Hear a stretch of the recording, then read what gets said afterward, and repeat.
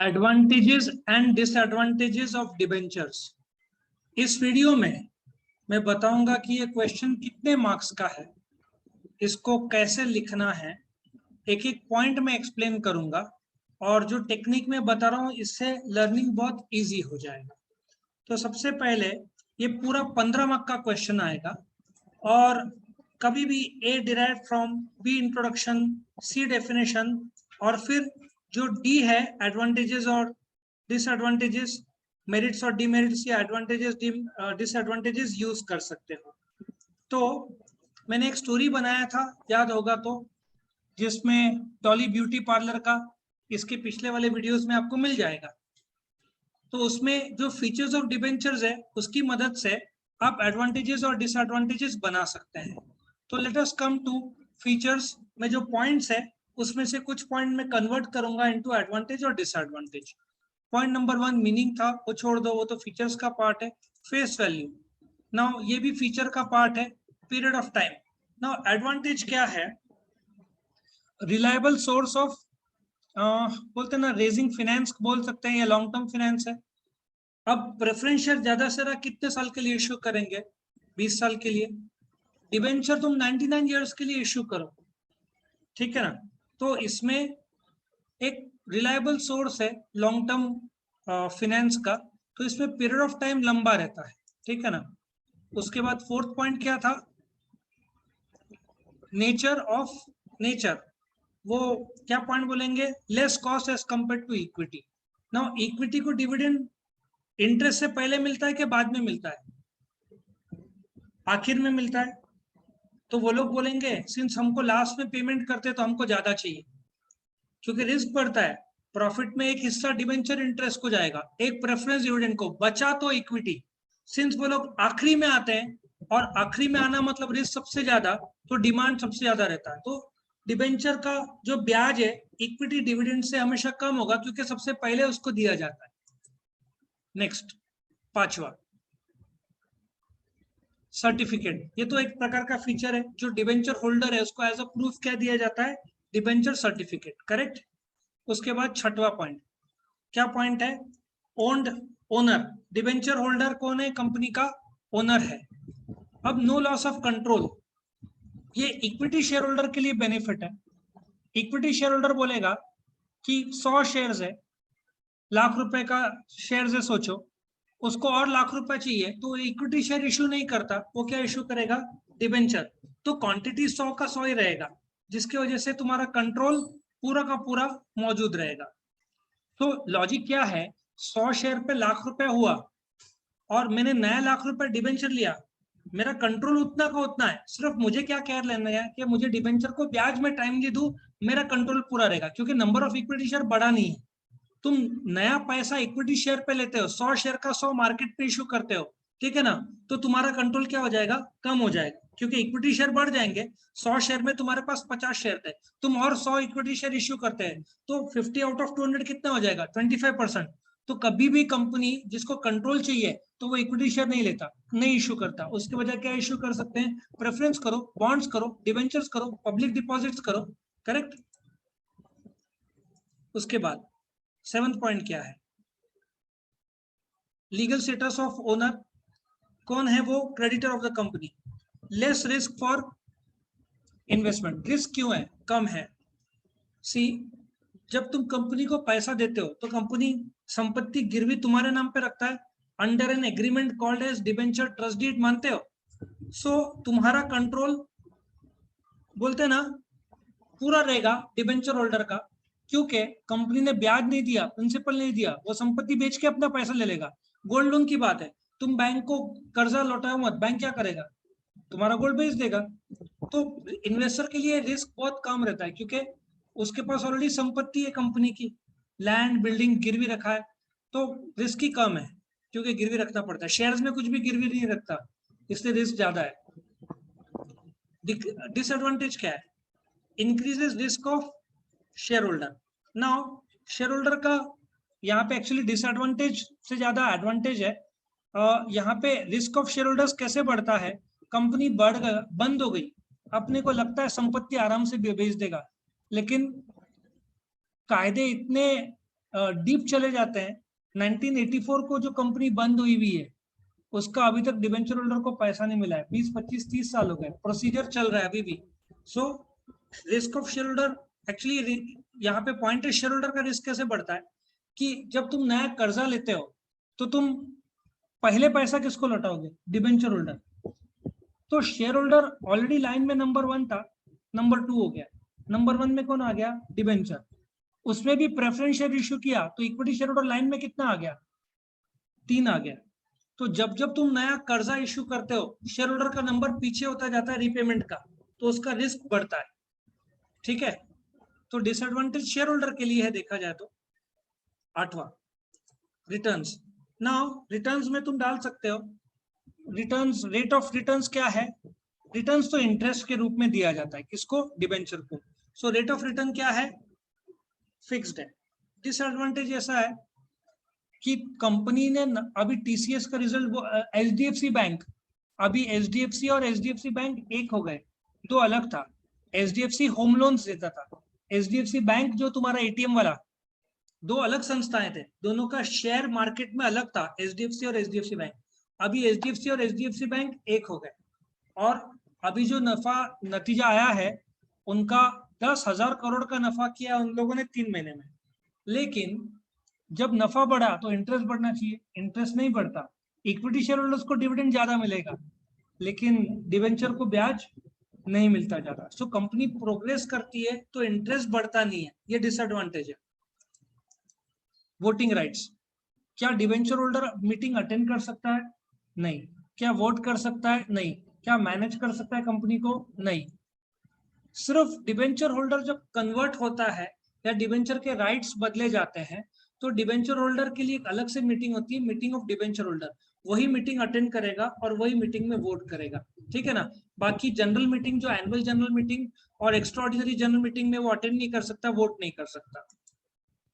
Next, conversion एक प्रकार का एडवांटेज है क्योंकि जब तुम कन्वर्ट हो जाते हो from debenture to equity share, तुम्हारे पास 1000 के डिवेंचर थे, तुमको 1000 के शेयर्स दे दिए, उसका मार्केट वैल्यू 1200-1300 होता है। पहले से बोल दिया जाता है 5 डिवेंचर पे 1 इक्विटी शेयर, ठीक है। तुम्हारे पास 200 रुपए के डिवेंचर है और मार्केट प्राइस चल रहा है 1200, तुमको 1 इक्विटी शेयर भी मिला तो भी परवड़ा ना। 200 इंटू 5, 1000 रुपए मार्केट वैल्यू है डिवेंचर का, लेकिन इक्विटी शेयर का वैल्यू 1200 है। तो कभी भी कन्वर्ट होने का मौका मिलता है तो कन्वर्ट हो जाने का, क्योंकि अपने को मार्केट वैल्यू के हिसाब से अच्छा कीमत मिलता है। कन्वर्जन वाले डिबेंचर्स फायदा देते हैं। फिर रिटर्न ऑफ कैपिटल, एडवांटेज क्या है? कंपनी जब बंद हो जाती है तो सबसे पहले पैसा किसको लौटाया जाता है? डिबेंचर होल्डर को, और लास्ट में किसको लौटाया जाता है? शेयर होल्डर्स को। सो एडवांटेज हुआ ना। नेक्स्ट, और कैश आउटफ्लो, प्रॉब्लम ऐसा है रिटर्न ऑफ कैपिटल के लिए कंपनी को पैसा लगता है। रिटर्न ऑफ डिवेंचर को टेक्निकल भाषा में क्या बोलते हैं?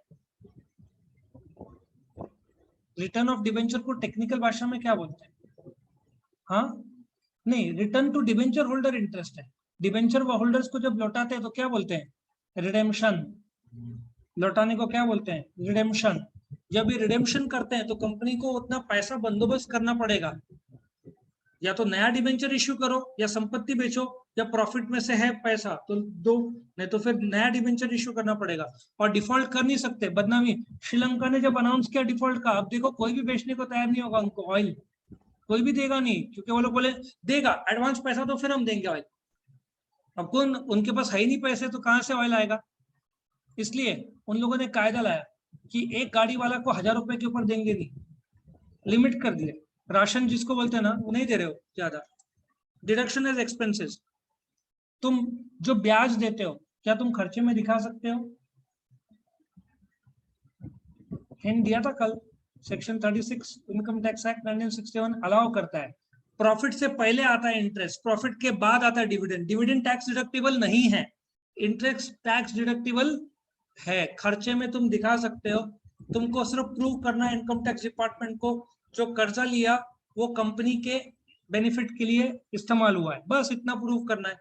अब तुम बोलोगे प्रूव कैसे होगा? लाख रुपए का मैंने पैसा लिया, लाख रुपए में से 50,000 का फर्नीचर खरीदा, प्रूव हो गया ना। बस चेक टू चेक पेमेंट दिखा दो, प्रूव करना आसान है। इंटरेस्ट टैक्स डिडक्टिबल है भाई। ये कॉस्ट ऑफ कैपिटल चैप्टर जो तुमको है केसेस इन फाइनेंस, उसमें मैं डिटेल एक्सप्लेन करूंगा।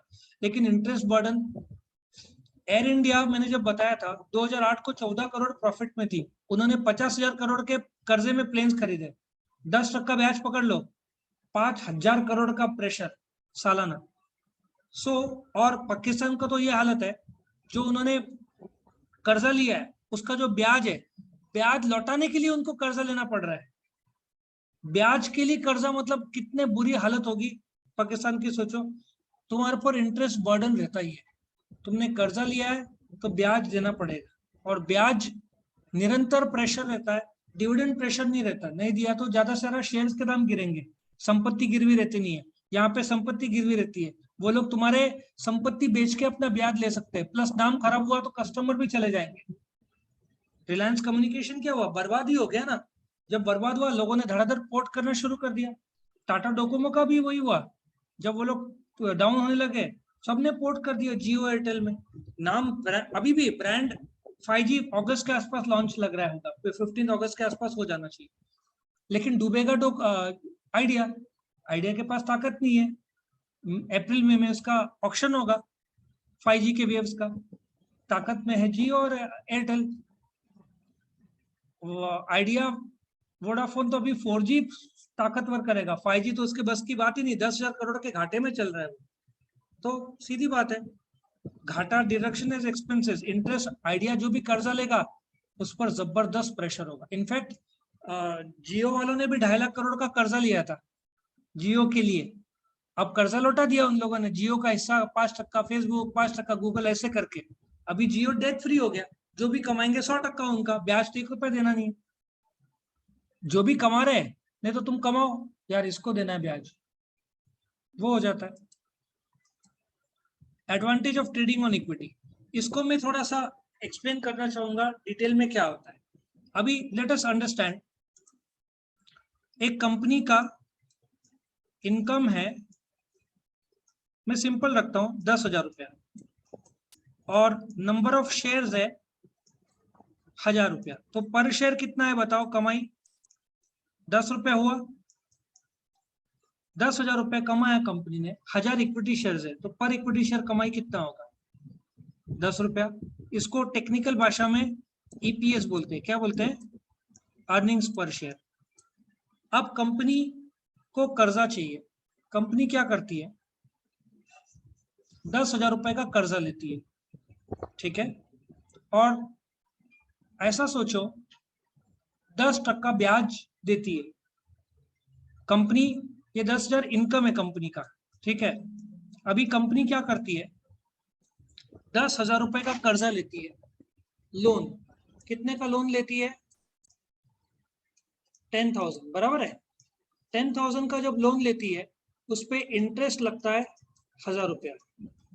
नाउ टेल मी, जब लोन लेगी 10,000, ये पैसे धंधे में लगाएगी क्या, नंबर ऑफ इक्विटी शेयर्स बड़े हैं क्या, नहीं, क्वांटिटी तो सेम है। ये मैं ट्रेडिंग ऑन इक्विटी का शॉर्ट नोट भी साथ साथ एक्सप्लेन कर रहा हूँ। सो 10,000 का आमदनी है, 1,000 इक्विटी शेयर्स है, ईपीएस 10 रुपया है। कंपनी ने लोन लिया 10,000 रुपए का, ब्याज 10% है, इंटरेस्ट 10% है, 1,000 रुपया। नाउ ये 10,000 रुपया बिजनेस में लगाएगी, और ऐसे सोचो कि वो कमाएगी 2,500 रुपया, ठीक है, उस 10,000 से एक्स्ट्रा। लेकिन उस पर कितना इंटरेस्ट गया, 1,000, कितना एक्स्ट्रा प्रॉफिट बचा, 1,500। अब ये जो 1,500 का एक्स्ट्रा प्रॉफिट इधर जुड़ेगा, 10,000 प्लस 1,500 कितना होगा, 11,500 हो जाएगा। अब उसको डिवाइडेड बाय 1,000 करो तो क्या हुआ, ईपीएस कितना हो गया, 11.50। समझ में आ रहा है, ये 10,000 का इनकम था, 1,000 इक्विटी शेयर था, पहले कंपनी 10 रुपया कमाती थी, ठीक है, कंपनी को और पैसों की जरूरत है एक्सपेंशन के लिए, 10,000 का कर्जा लेती है, ब्याज दर 10%, कितना कमाया, कितना ब्याज दिया, 1,000 रुपया, बट उस 10,000 को धंधे में लगाकर कितना कमाया, 2,500 रुपया। ये 2,500 पे 1,000 रुपए का इंटरेस्ट दिया, कितना बचा कंपनी के पास, 1,500। अच्छा, नंबर ऑफ इक्विटी शेयर्स बड़ा नहीं है क्योंकि कंपनी ने कर्जा लिया, कर्जे पे कमाया, ब्याज लौटाया, फिर भी 1,500 बच गया। तो 10,000 से कमाई कितना हो गया? 11,500। नंबर ऑफ शेयर तो उतने ही है 1000, तो ईपीएस कितना हो गया? 11,500 डिवाइडेड बाय 1000 कितना हो गया? इसको ट्रेडिंग ऑन इक्विटी बोलते हैं कि जब कंपनी को एक्सपांशन के लिए पैसों की जरूरत पड़ती है तो कंपनी लोन लेती है या तो प्रेफरेंस शेयर्स इश्यू करती है, बट इक्विटी नहीं। अब मैं सेम एग्जांपल तुमको दूंगा कि कंपनी सपोजेडली ये इनकम है 10,000 और लोन चाहिए 10,000, तो इक्विटी शेयर्स 1000 का और 1000 इक्विटी शेयर इश्यू करती है, बराबर है। तो सपोजेडली ये 10,000 लोन के बजाय लेट अस एज्यूम कंपनी को इक्विटी का 10,000 आया, लेकिन कंपनी ने क्या किया? इक्विटी शेयर इश्यू कर दिए। अभी इक्विटी शेयर 1000 प्लस 1000 हुआ, कितना हो गया? 2000 हुआ। अच्छा, 2,500 कमाया, पैसा तो उतना ही है, अब इंटरेस्ट तो देना नहीं है, तो कमाई कितना हो गया? 10,000 प्लस 2,500 कितना हुआ? 12,500। लेकिन प्रॉब्लम ऐसे हो गई, नंबर ऑफ इक्विटी शेयर्स हो गए 1000 प्लस 1000 2000, तो ईपीएस कितना हुआ? 6 रुपया 25 पैसा हुआ। इसका मतलब इक्विटी शेयर इश्यू नहीं करना था, कर्जा इश्यू करना था। जब कर्जा इश्यू करते हैं, इक्विटी शेयर इश्यू नहीं करते हैं, तो इसको बोलते हैं ट्रेडिंग ऑन इक्विटी। लॉजिक समझ में आया सबको? तो ये तुमको शॉर्ट नोट भी आ सकता है, ट्रेडिंग ऑन इक्विटी। तो डिबेंचर इश्यू करने के लिए कंपनी को एडवांटेज किस चीज का मिलता है? ट्रेडिंग ऑन इक्विटी का। ट्रेडिंग ऑन इक्विटी सिंपल सा लॉजिक है कि तुम नंबर ऑफ इक्विटी शेयर्स बढ़ाते नहीं हो, कमाई बढ़ाते हो, ब्याज देते हो, फिर भी कमाई बढ़ा हुआ रहता है, नंबर ऑफ इक्विटी शेयर्स उतना है, तो तुम्हारा ईपीएस बढ़ता है। आया समझ में? Next, over trading. Over trading में किसका एग्जांपल लिया जाए? Over trading on equity. एक कार है 10 लाख रुपए की, तुम सोचते हो ट्रेडिंग ऑन इक्विटी करेंगे कमाएंगे ज्यादा, तो प्रॉब्लम ऐसा हो गया, तुमने 10 लाख में 2 लाख की कार, 2 लाख खुद का डाला, 8 लाख का कर्जा लिया, लेकिन तुमको प्रॉब्लम ये हो गया 8 लाख पे 10% 80,000 का ब्याज आ गया, बराबर है साल का। बट तुमने सपोजली कार भाड़े पे चढ़ाया, तुमको जो ब्याज मिल रहा है 80,000, उससे कम कमा रहे हो 60,000। इसका मतलब 80,000 का ब्याज दे रहे हो, कमा रहे हो 60,000, तो 20,000 कंपनी की जेब से जा रहा है, तो ये ओवर ट्रेडिंग हो गया। मतलब जो तुमने कर्जा लिया, तुमने जो सोचा था उससे कमाई करेंगे, जो ब्याज है उससे कम कमाया, तो ब्याज एक्स्ट्रा देना पड़ा, कंपनी को अपना जेब से देना पड़ा। ट्रेडिंग ऑन इक्विटी सक्सेसफुल कब रहता है? तुम 80,000 ब्याज देते हो, बट सामने से लाख रुपए कमाते हो, तो तुम 20,000 प्लस में हो। लेकिन तुम जब 80,000 का ब्याज दे रहे हो और तुम सिर्फ 60,000 कमा रहे हो, तो तुम -20,000 में हो, तुमको 20,000 शॉर्ट पड़ रहा है, वो तुमको कंपनी का दूसरे रिजर्व से देना पड़ेगा। तो ये ओवर ट्रेडिंग ऑन इक्विटी हो जाएगा और बहुत रिस्की रहता है, क्योंकि इंटरेस्ट का बर्डन रुकता नहीं है। इंटरेस्ट में क्यूमुलेटिव नॉन क्यूमुलेटिव नहीं होता, वो सिर्फ क्यूमुलेटिव रहता है। तुम ऐसे नहीं बोल सकते नॉन क्यूमुलेटिव, इंटरेस्ट नहीं दिया तो चल जाएगा। समझ में आ रहा है? ब्याज तो देना ही है। नेक्स्ट, 14वां point, position in company balance sheet. अभी कंपनी का जो बैलेंस शीट बनता है, उसमें सबसे पहले शेयर कैपिटल आएगा, सिक्योर्ड लोन आएगा। सिक्योर्ड लोन ऐसे सोचो, रूम है अलग अलग, एक शेयर कैपिटल का, एक सिक्योर्ड लोन। सिक्योर्ड लोन में वो पोजीशन आता है, लेकिन तुम्हारे पास एक ताकत रहता है। रिलायंस ने क्या किया?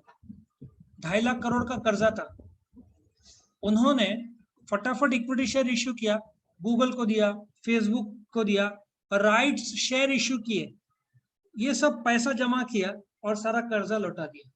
इसका मतलब एडवांटेज ये रहता है कर्जे का, तुम नफा अच्छा कमा रहे हो तो, और तुम्हारा ब्रांड है तो कंपनी लौटाने के लिए equity share, preference share, profits, पुराना रिजर्व्स, या एक और चीज है स्टेक सेल। स्टेक सेल मतलब जैसे मारुति कंपनी के पास भारत हैवी इलेक्ट्रिकल लिमिटेड के 2 लाख के शेयर्स है, वो बेच दिए, या किसी में हिस्सा था 20%, वो बेच दिया, तो ये चलता है, ऐसा कर सकती है कंपनी, ठीक है ना। तो कैपिटलाइजेशन पे कंट्रोल आ जाता है। कंसोलिडेशन ऑफ डेट मतलब तुम अभी क्या होता है, यदि रेट ऑफ इंटरेस्ट कम चल रहा है तो तुम पुराना, अभी क्रेडिट कार्ड ट्रांसफर पता है क्या, ट्रांसफर ऑफ फंड्स, अभी क्या होता है, तुम्हारा एचडीएफसी क्रेडिट कार्ड है, तुमको लिमिट दिया रहेगा 50,000, लाख, 2 लाख, 5 लाख, 10 लाख, तो तुमने लाख रुपए का स्वाइप कर दिया, लाख रुपए किसको भरना है, तुमको भरना है, नहीं भरा तो कितना ब्याज लगता है, 4% महीने का। यंगस्टर्स लोग इसलिए मर रहे हैं, हाँ, सर्विस टैक्स भी जुड़ता है उसमें। और अभी तो 3.6 3.6 डिपेंड करता है, सब बैंक्स का अलग है, बट 4 हो ही जाता है सर्विस टैक्स, उसमें 18% जोड़, 3.5 पे 18% इज क्लोज टू 4, तो लोग मर जाते हैं। फिर लोग क्या करते हैं, मेरा एक पहचान का है, वो क्या करता है, 4-5 क्रेडिट कार्ड रखता है, एचडीएफसी का कार्ड है तो कर्जा लिया, लाख रुपए स्वाइप किया, फिर एसबीआई को बोलता है कि मुझे लाख रुपए एचडीएफसी को पे करना है, एसबीआई बोलता है ठीक है 24% ब्याज, एसबीआई पे कर देता है एचडीएफसी को, इसका साल का 48% का आधा हो गया, फिर दूसरे बैंक को कॉन्टेक्ट करता है 18%, लेकिन वो ब्याज पे ब्याज देते जा रहा है ना सब जगह, ये प्रॉब्लम है क्रेडिट कार्ड का। तो क्रेडिट कार्ड यदि संभाल के यूज करो तो अच्छा है, स्कीम मिलते हैं, यंगस्टर्स लोग बेधड़क यूज करते हैं और हम लोग बहुत संभालते हैं, क्योंकि क्रेडिट कार्ड पे तुम बहुत कुछ चीजें ले सकते हो, बट रिपेमेंट तो करना है ना, और इंटरेस्ट बहुत सॉलिड बैठता है। और by the way, processing charges नहीं भरा तो पेनल्टी बैठता है 750 रुपए का, वो अलग, प्लस प्लस सिर्फ हर जगह प्लस है, लेट मार ही देते हैं लोग से, इसलिए तो क्रेडिट कार्ड इतने लोग ऑफर करते हैं। तुम बिग बाजार जाओ, एसबीआई वाले आ जाते हैं, तुमने देखा होगा पेट्रोल पंप, तुमको तो शायद ऑफर नहीं किया होगा, उनको पता है बच्चा स्टडी कर रहा है, काय का कमा रहा है, ऑफर किया है किसने, वो लोग को पता है थोड़ा सा 20-21 साल का रहा, सूटकेस रहा तो कमा रहा है, चलो इसको ऑफर किया जाए। लोग ना बेधड़क यूज करते हैं क्रेडिट कार्ड, अमेरिका में ज्यादा, इंडिया में बहुत बढ़ रहा है, यंगस्टर लोग को मिलता है 1-1.5 लाख का लिमिट, चलो आईफोन ले लें, बहुत डेंजरस बन जाता है। पोजीशन ऑन लिक्विडेशन का डिसएडवांटेज है फियर ऑफ इंसॉल्वेंसी। क्या होता है, डिसएडवांटेज ये होता है कि बहुत ज्यादा कर्जा दे दिया तो कंपनी बंद होने का खतरा रहता है, पहले क्या था, खींचता था, आजकल तुम 3 महीना हफ्ता नहीं भरो, सामने वाला डायरेक्टली डिवेंचर कोर्ट में चला जाता है, लॉ ट्राइब्यूनल में, कि कंपनी बंद करो। पहले बंद नहीं होता था, पहले 1-1, 2-2, रिलायंस कम्युनिकेशन को इसका फायदा हुआ, अभी रिलायंस कम्युनिकेशन ने गड़बड़ी किया, 3-6 महीने में बंद, अभी बहुत डेंजरस हो गया है, तुम 3 महीने हफ्ता मत भरो, एनसीएलटी वाले उड़ा देंगे तुमको, बैंक्रप्सी कोड आ गया है, तुम कर्जा नहीं दो।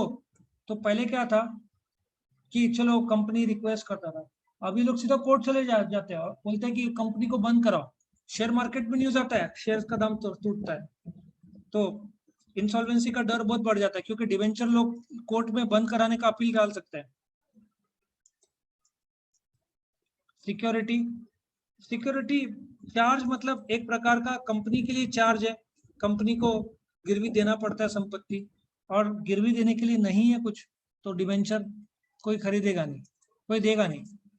और ऑपरेशनल फ्लेक्सिबिलिटी, ये क्या होता है,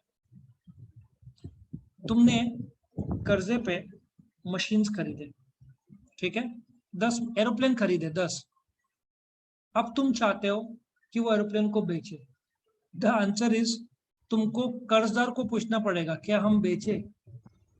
अमेजन और बिग बाजार के बीच में केस चालू है ना, बिग बाजार जो पेंटालून ग्रुप है, उन्होंने रिलायंस को बेचा था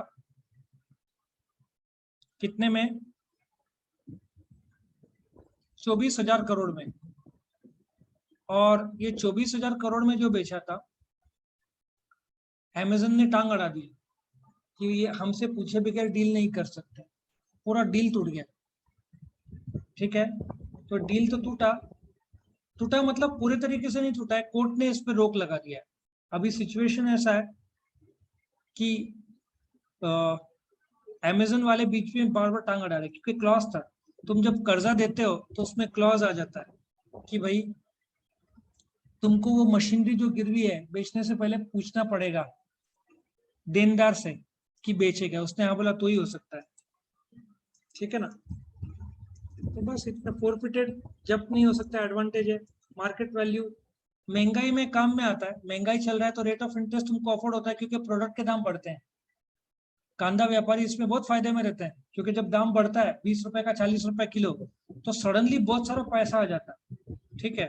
उन लोगों को क्या है, वो लोग को पता भी नहीं चल रहा है लेकिन मार्केट रेट बढ़ गया, सो वही प्याज लेकिन रेट डबल मिल रहा है। लेकिन डिप्रेशन जब कोविड के टाइम में कर्जा बहुत लोड देता है क्योंकि तुम्हारा सेल ही नहीं हो रहा है। तो इस प्रकार से ये पॉइंट्स थे।